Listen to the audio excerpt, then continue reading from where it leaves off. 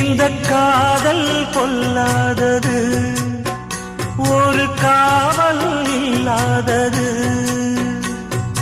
ஊதக்காத்தில் வஞ்சி மாது ஒத்தையிலே வாடும்போது போர்வை போல பொத்தி அணைப்பே.